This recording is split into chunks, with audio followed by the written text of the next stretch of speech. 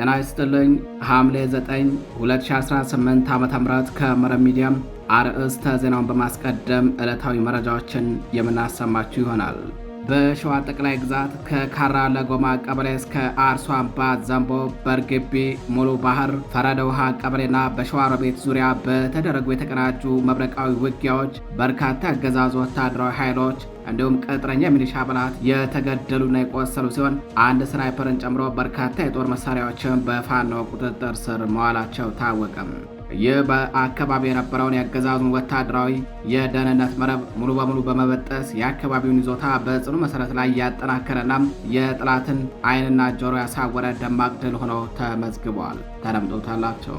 በሌላኛው መረጃችን መነሻቸውን ከማቻከል አማኑኤል ከተማ አድርገው በዙ 23ና በመርፍ በብረት ለበስ ተሽከርካሪ ታንክ ታግዘው ወደ ደብረ ቀለሞም ወደ ደጋሰኝና ጮቄ አካባቢ ለመግባት የሞከሩት ያገዛዙ ኃይሎች በፋኖ ከበባ ውስጥ ገብተው ከባድ ኪሳራ መከናነባቸው ታወቀም።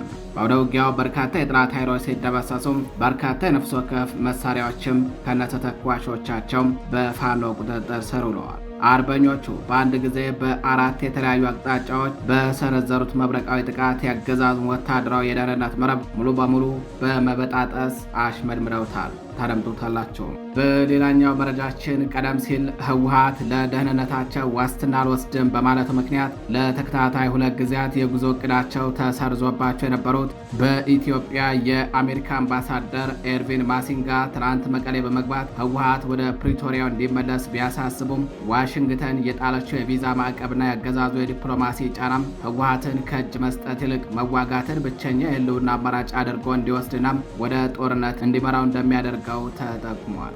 የፖለቲካ ተንታኞች ሂደቱ ከጠረጴዛ ይልቅ በጦር ግንባር ሊወሰን የሚችልበት እድል ሰፊ መሆኑን እያመላከቱ ይገኛሉ። መረጃውን ታደምጡታላችሁ። ጤና ይስጥልኝ አድማጭ ተመልካቾቻችን፣ እንደምን አረፈዳችሁ፣ እንደምን ዋላችሁ። ከጣቢያችን እነዚህንና ሌሎች የዛሬ ሐምሌ 9 2018 ዓ.ም ዕለታዊ የግንባር መረጃዎችን አጠናቅረን ይዘን ቀርበናል። አብራችሁን ቆዩ።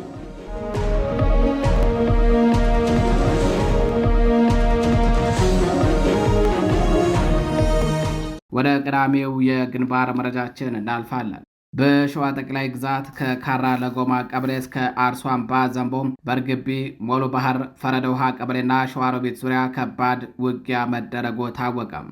በውጊያው በርካታ የአገዛዙ ወታደሮች ሲደመሰሱ አንድ የቡድን መሳሪያን ጨምሮ በርካታ የነፍስ ወከፍ ክላሽንኮቮችም በፋኖ ቁጥጥር ስር ውለዋል። በአማራ ፋኖ ብሔራዊ ንቅናቄ ሸዋ ጠቅላይ ግዛት አሳምነው እዝ ስር የሚንቀሳቀሰው 7 ክፍለ ጦር ታሪክ የማይረሳውን ደማቅ ወታደራዊ ገድልና የድል ታሪክ መጽሐፉን ዛሬም በደመቀ ሁኔታ ቀጥሎበታል። ክፍለ ጦሩ በትናንትናው ዕለት በሸዋ ጠቅላይ ግዛት ይፋትና ጥሙጋ አውራጃ ኤፍራታና ግድም በተቆጣጠራቸው ቀጠናዎች ላይ የነበረውን ይዞታ በጽኑ መሰረት ላይ ያጠናከረ በጠላት ላይ አመርቂ ድል አስመዝግበዋል። በአራት አቅጣጫዎች የተሰነዘረበትን ጥቃት ከካራ ለጎማ ቀበሌ እስከ አርሶ አምባ ዘንቦ ድረስ በነበረ ውጊያ የክፍለ ጦሩ የደህንነትና የወታደራዊ መዋቅር እጅግ በተቀናጀና መብረቃዊ በሆነ ፍጥነት በአንድ ጊዜ በአራት አቅጣጫዎች የጠላትን ኃይል አሽመድምደው ድል ተጎናጽፈዋል። የክፍለ ጦሩ አርበኞች ከአርብ ገበያ በመነሳት የጠላትን ወታደራዊ የደህንነት መረብ በመበጣጠስ በርግቢ ቀበሌ ውስጥ በስኬት ሰርገው በመግባት የጠላትን ጦር አፍረክርከውታል። በዚህም የህዝብ ደህንነትን አደጋ ላይ ጥለው የነበረውን የሚሊሻ አባል በቁጥጥር ስር በመዋል የጠላትን ዓይንና ጆሮ ሙሉ በሙሉ አሳውረውታል። በተመሳሳይ ሰዓት ከአጣየ ከተማ በ2 ኪሎ ሜትር ርቀት ላይ በምትገኘው ልዩ ስሟም ሙሉ ባህር በተባለ ስፍራ ጀግኖቹ በወሰዱት ከባድ ጥቃት በርካታ የጠላት አባላት ሲገደሉ ወታደራዊ አቅማቸውን ያሽመደመደ የጦር መሳሪያን በፋኖ ቁጥጥር ስር ውለዋል። 2 ጥርጥር፣ 5 ካዝናም፣ 45 ክላሽ ጥይት፣ 2 የደረት ትጥቅና ሌሎች ወታደራዊ ቁሳቁሶች በአርበኞቹ ቁጥጥር ስር ውለዋል። በተመሳሳይ ሰዓት ወደ ፈረደ ውሃ ቀበሌ የዘለቁት አርበኞቹ ከወገንና ከሀገር ደህንነት ይልቅ ሆዳቸውን ያስቀደሙ ለጥቅም ያደሩ ሚኒሻዎችን አንገት የሚያስደፋና ዳግም እንዳያንሰራሩ የሚያደርግ ከባድ እርምጃ ወስደውባቸዋል። በዚህም የቅጥረኛው ሚኒሻ ስብስብ ግማሹ ሲደመሰስ፣ የቀረው ደግሞ በከባድ ቁስል ተመትቶ በሞትና በሕይወት መካከል ላይ ይገኛል። ከነዚህ መካከል ዋና የሚሊሻ ሰብሳቢ የሆኑት አቶ ተኮላ ሰብስቤ፣ አቶ ነጋሽና ሌሎችም ሲገደሉ ኮማንደር መሐመድና ሰለሞን በከባድ ሁኔታ ቆስለው በሞትና በሕይወት መካከል ከሚገኙት መካከል ናቸው። በተጨማሪም በዚህ በተመሳሳይ ሰዓት በሸዋሮቢት አካባቢ የአገዛዙን ኃይል በማስከዳት አንድ የስናይፐር የጦር መሳሪያ ከነሙሉ ተተኳሹ ለትግሉ ገቢ ማድረግ የተቻለበት ድል ተገኝቷል። ክፍለ ጦሩ ላስመዘገበው ድል በማህበረሰባችን የመረጃ ትብብር ነውና ህዝባችንን ከዚህ በላይ የሚያኮራ የነጻነት ገድል ለመስራት በሙሉ ዝግጅት ላይ ነን ሲል ክፍለ ጦሩ ገልጿል። በሌላኛው መረጃችን መነሻቸውን ከማቻከል አማኑኤል ከተማ አድርገው በዙ 23ና በመርፍ ብረት ለበስ ታንክና ሌሎችም የጦር መሳሪያዎች ታግዘው ወደ ማቻከል ደብረ ቀለሞ፣ ወደ ማቻከል ደጋሰኝና ጮቄ አካባቢ ለመንቀሳቀስ የሞከሩ ያገዛዙ ኃይሎች በፋኖ ከበባ ውስጥ ገብተው ከባድ እርምጃ ተወሰደባቸው። መርፍና በብረት ለበስ ተሽከርካሪ ሽፋን ታግዘው መነሻቸውን ከማቻከል አማኑኤል ከተማ አድርገው ወደ ደብረ ቀለሞና ደጋሰኝ አካባቢዎች ተንቀሳቅሰው የነበሩ የአገዛዙ ኃይሎች በፋኖ ከበባ ውስጥ ገብተው ከባድ ኪሳራ ተከናንበዋል። የአገዛዙ ኃይሎች ትናንት ሐምሌ 8 2018 ዓ.ም ንጋት ጀምሮ ወደ ማቻከል ደብረ ቀለሞ ከተሳካም እስከ ማቻከል ደጋሰኝና ጮቄ ተራራ ድረስ ለመግባት ተንቀሳቅሶ የነበረ ቢሆንም ነገር ግን በአማራ ፋኖ ብሔራዊ ንቅናቄ ቴዎድሮስ ዕዝ 109ኛ ኮር 99ኛ ክፍለ ጦር አርበኞች በወሰዱት ብርቱ የጸረ ማጥቃትና የመልሶ ማጥቃት እርምጃ የጠላት ኃይል ከበባ ውስጥ ገብቶ ተሽመድምዶ አልቋል። በዚያው ወደ ውጊያ ቁጥራቸው በውል ያልታወቀ በርካታ የጠላት ኃይሎች ሞትና ቁስለኛ ሲደረጉም የነፍስ ወከፍ መሳሪያዎችም ከነተተኳሾቻቸው በአርበኞቹ ቁጥጥር ስር ውለዋል። በዚያው ወደ ውጊያ መቶ አለቃ እሱ ባለዋለም፣ 50 አለቃ ታደሰ ልንገር የቴዎድሮስ ዕዝ ኮማንዶ ዩኒት፣ የስናን አባጅሜ ሻለቃና የማቻከሉ የበላይ ዘለቀ ሻለቃዎች በጥምረት ተሳትፈውበታል። በሌላኛው መረጃችን የብልጽግናው መከላከያ ሰራዊት በጎንደር ጠቅላይ ግዛት የአርሶ አደሩ መኖሪያ ቤት አቃጥሎ ቀሪው ንብረት ዘርፎ መሸሹ ታወቀም። በአማራ ፋኖ ብሔራዊ ንቅናቄ ጎንደር ጠቅላይ ግዛት በላይ ዘለቀ ዕዝ የዳግማዊ ቴዎድሮስ ኮር ጎንደር የበጋሻው ክፍለ ጦር አርበኞች በተደጋጋሚ በወሰዱበት እርምጃም ከፍተኛ ኪሳራ የደረሰበት የብልጽግናው መከላከያ ሰራዊት የፈሪ በትሩን በንጹሐን ላይ በማንሳት የሰው ሕይወት ቀጥፏል፣ ሀብት ንብረትም አውድመዋል። ትላንት ሐምሌ 8 2018 ዓ.ም ከገደብዬም ከዳባትና ከአምባ ጊዮርጊስ ከተሞች አለኝ ያለውን የመከላከያ ሰራዊት የአድማ ብተናና የሚሊሻ አባላትን በመያዝ ወደ ወገራ ወረዳ ሚጦ ቧከሽ ቀበሌ ልዩ ቦታ ድንጓጓ የተንቀሳቀሰው ያገዛዙ ኃይል የፋኖ ቤተሰቦች ናቸው ያላቸውን የአራት ንጹሐኖችን መኖሪያ ቤት ከነሙሉ ንብረቱ በእሳት ያወደመ ሲሆን ይህ አልበቃ ብሎ 25 የቀንድ ከብቶችን፣ 2 የጋማ ከብቶችን፣ 14 ዶሮዎችንና ከ50 በላይ እንቁላሎችን ዘርፎ መሸሹ ታውቋል። ከወደ ፋኖ የሚወሰድበትን እርምጃ መቋቋም ያልቻሉ አገዛዙ ኃይል የፈሪ በትሩን በንጹሐን ላይ በማንሳት የአርሶ አደሮችን መኖሪያ ቤት በማውደም ሀብት ንብረት በመዝረፍ አረመኔነቱንና ሀገር አውዳሚነቱን እያሳየ ይገኛል። ወደ ሌላኛው መረጃችን እናልፋለን። ቀደም ሲል ህወሓት ለደህንነታቸው ዋስትና አልወስድም በማለቱ ምክንያት ለተከታታይ 2 ጊዜያት የጉዞ እቅዳቸው ተሰርዞባቸው የነበሩት በኢትዮጵያ የአሜሪካ አምባሳደር ኤርቪን ማሲንጋም ትላንት መቀሌ በመግባት ህወሓት ወደ ፕሪቶሪያው እንዲመለስ ቢያሳስቡም ዋሽንግተን የጣለችው የቪዛ ማዕቀብና ያገዛዙ የዲፕሎማሲ ጫና ህወሓትን እጅ ከመስጠት ይልቅ መዋጋትን ብቸኛ የህልውናው አማራጭ አድርጎ እንዲወስደውና ወደ ጦርነት እንዲያምራው ያደረገ ነው ሲሉ ፖለቲከኞች ገለጹ። የፖለቲካ ተንታኞቹ አክለውም ሂደቱ ከጠረጴዛ ይልቅ በጦር ግንባር ሊወሰን የሚችልበት እድል ሰፊ መሆኑን አመላክተዋል። በኢትዮጵያ የአሜሪካ አምባሳደር ኤርቪን ማሲንጋ ትላንት ሐምሌ 8 2018 ዓ.ም ወደ መቀለ በመጓዝ ከከፍተኛ የህወሓት አመራሮች ጋር መወያየታቸው ተገልጿል። አምባሳደር ማሲንጋ ከውይይቱ በኋላ ለክልሉ መገናኛ ብዙሃን በሰጡት መግለጫም ህወሓት የፕሪቶሪያውን የሰላም ስምምነት በመተግበር ወደ ተሟላ ዘላቂ ሰላም እንዲመለስ በይፋ ማሳሰባቸውን የገለጹ ሲሆን ይህም የአምባሳደሩ ጉዞና የአሜሪካ የዲፕሎማሲ ግፊት ከሳምንታት በፊት በሁለቱ ወገኖች መካከል ከነበረው ከባድ ፍጥጫና የቪዛ ማዕቀብ አንጻር የብዙዎችን ትኩረት ስበዋል። አምባሳደር ማሲንጋ ከውይይቱ በኋላ ለክልሉ መገናኛ ብዙሃን በሰጡት መግለጫ ህወሓት የፕሪቶሪያውን የሰላም ስምምነት በመተግበር ወደ ተሟላ ዘላቂ ሰላም እንዲመለስ በይፋ ማሳሰባቸውን የገለጹ ሲሆን ይህም የአምባሳደሩ ጉዞና የአሜሪካ የዲፕሎማሲ ግፊት ከሳምንታት በፊት በሁለቱም ወገኖች መካከል ከነበረው ከባድ ፍጥጫና የቪዛ ማዕቀብ አንጻር የብዙዎችን ትኩረት ስቧል። ከሳምንታት በፊት የአሜሪካ ኤምባሲ ባወጣው ዝርዝር መግለጫ አምባሳደር ማሲንጋ ከልዑካን ቡድናቸው ጋር ወደ ትግራይ ለመጓዝ አቅዶ የነበረ ቢሆንም ህወሓት ለአምባሳደሩና ለልዑካቸው የደህንነት ኃላፊነት አልወስድም በማለቱ ጉዟቸው ከአንዴም ሁለቴም መሰረዙ ይታወሳል። ኤምባሲው በወቅቱ የህወሓት አመራሮች ለሰላምና ለድርድር ቅድሚያ እንዲሰጡም ከጦርነት እንቅስቃሴ በመቆጠብ ለፕሪቶሪያው ስምምነት እንዲገዙ አጥብቆ አሳስቦ ነበረ። ሆኖም አንዳንድ የፖለቲካ ተንታኞች የአሜሪካን መግለጫ ከፈረሱ ጋሪውን ያስቀደመ በሚል ሲተቹት ቆይተዋል።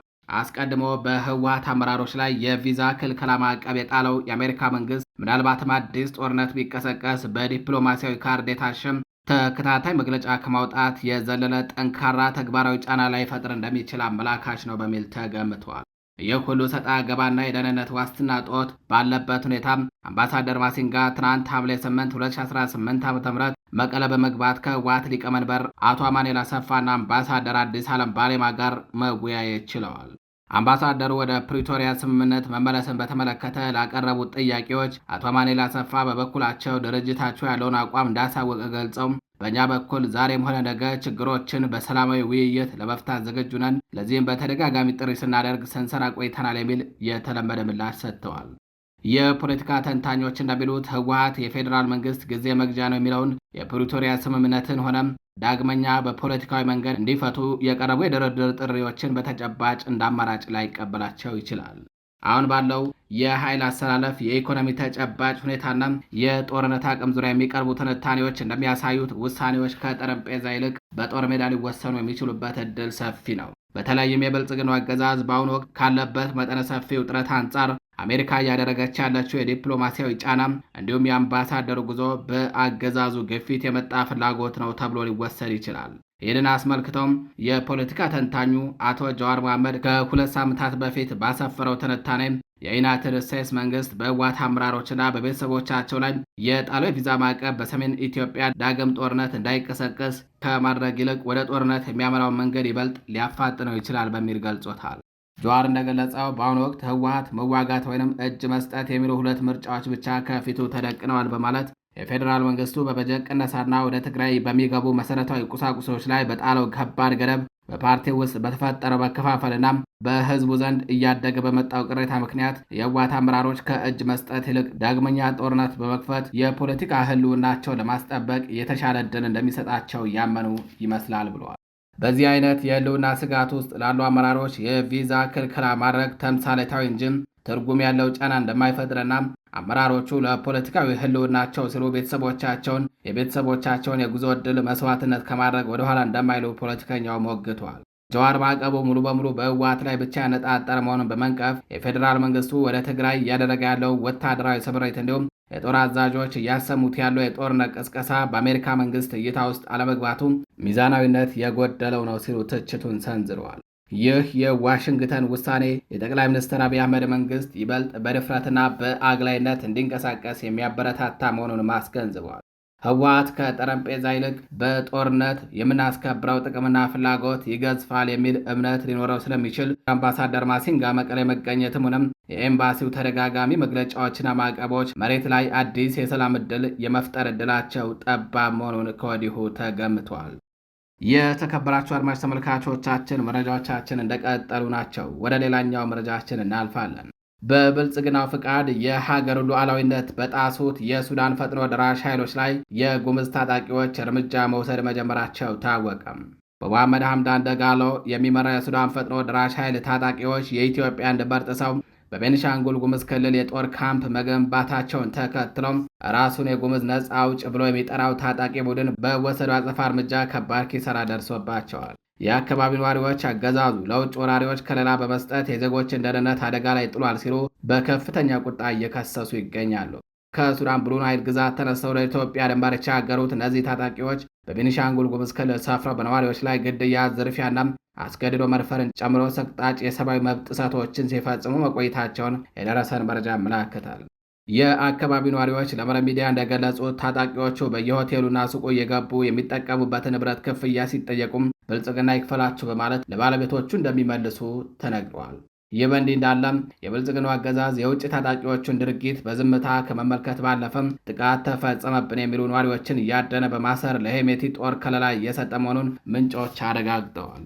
ይህንን ያገዛዙን የሉዓላዊነት ክህደትና የህዝብ በደልን ተከትሎ የጉምዝ ታጣቂ ኃይሎች በሱዳን ታጣቂዎች ካምፕ ላይ ድንገተኛ ጥቃት በመሰንዘር እስከ ጨበጣ ውጊያ የደረሰ እርምጃ መውሰድ ጀምረዋል። ታጣቂ ቡድኑ የሄሜቲ ወታደሮች ቀጠናውን ለቀው እስካልወጡ ድረስ እርምጃውን አጠናክሮ እንደሚቀጥል አስታውቀዋል። በሌላኛው መረጃችን የአውሮፓ ህብረት የሱዳን ፈጥኖ ደራሽ ኃይል በአሸባሪ ድርጅትነት እንዲፈረጅ ለአውሮፓ ህብረት ጥሪ ያቀረበ የአውሮፓ ፓርላማ በአሁኑ ወቅት በሱዳን እየተካሄደ ባለው ጦርነት በተለይም ከበባ ውስጥ በምትገኘው የኤል ኦቤድ ከተማ ውስጥ የተፈጸሙ የጦር ወንጀሎችና በሰብአዊነት ላይ የተፈጸሙ ወንጀሎችን በማውገዝ የአውሮፓ ህብረት የሱዳን ፈጥኖ ደራሽ ኃይልን በአሸባሪ ድርጅትነት እንዲፈርጀው ጠይቋል። ባሳለፍነው ሳምንት በ476 የድጋፍ ድምፅ በ28 ተቃውሞና በ96 ድምፀ ተአቅቦ በጸደቀ ውሳኔ ላይ የአውሮፓ ህብረት አባላት በታጣቂዎቹ ላይ የተፈጸሙት ግፎችን አጥብቀው የኮነኑ ሲሆን ሁሉም ወገኖች ጾታዊ ጥቃቶችንና ለረሃብ መከሰት ምክንያት የሚሆኑ ድርጊቶችን ጨምሮ በሲቪሎች ላይ የሚፈጸሙ ጥቃቶችን እንዲያቆሙ ጠይቀዋል። ፓርላማው የአውሮፓ ህብረት በሲቪሎች ላይ ለሚሰነዘሩ ጥቃቶች ኃላፊነት ባለባቸው ግለሰቦች ላይ እንዲሁም የተባበሩት መንግስታት ድርጅት በሱዳን ላይ ጣለውን የጦር መሳሪያ ማዕቀብ ጥሷል በሚል የተከሰሰውን ግሎባል ሴኩሪቲ ሰርቪስ ግሩፕን ጨምሮም ግጭቱን በማሳለጥ በተጠረጠሩ የውጭ አካላት ላይ ማዕቀብ እንዲጣል ጠይቋል። ፓርላማው አክሎም የአውሮፓ ህብረት ለሀገር ውስጥ ድርጅቶች በተለይም ለሕክምና ቡድኖች ቀጥተኛ ድጋፍ በመስጠት ለሱዳን የሚደረገው ሰብአዊ እርዳታ እንዲጠናከር ያሳሰበ ሲሆን የሲቪሎችን ስደትና የእርዳታ አቅርቦትን ለማመቻቸት ሰብአዊ ኮሪደሮች እንዲቋቋሙ ጥሪ አቅርበዋል። በተጨማሪም ፓርላማው በተፈጸሙ የጦር ወንጀሎች ላይ ገለልተኛ ምርመራ እንዲደረግ የጠየቀ ሲሆን ተጠያቂነትን ለማረጋገጥ የዓለም አቀፍ ወንጀለኞች ፍርድ ቤት የዳኝነት ስልጣን በመላው ሱዳን እንዲስፋፋ ጠይቀዋል። የተባበሩት መንግስታት ድርጅት የሱዳን ዓለም አቀፍ እውነታ አውጭ ተልዕኮ ቀደም ሲል በኤልፋሻር ላይ በተፈጸመው ጥቃት ወቅት የተፈጸሙ ግፎችን የዘር ማጥፋት ወንጀል ምልክቶች እንዳሏቸው መግለጹ ይታወሳል። የውሳኔ ሀሳቡ በግጭት ውስጥ ያለውን የውጭ ሀገራት ጣልቃ ገብነት የኮነነ ሲሆን ሀገራት ለፈጥኖ ድጋፍ ኃይሉ የሚያደርጉትን ማንኛውንም አይነት ድጋፍ በተለይም የጦር መሳሪያ አቅርቦትን እንዲያቆሙም ጠይቋል። አድማጭ ተመልካቾቻችን ለዛሬ ሐምሌ 9 2018 ዓ.ም ይዘናቸው የነበሩት ዕለታዊ የግንባር መረጃዎቻችን እነዚህን ይመስላሉ። ከቀሪ የጣቢያችን ዝግጅቶች ጋር ቸር ቆዩ።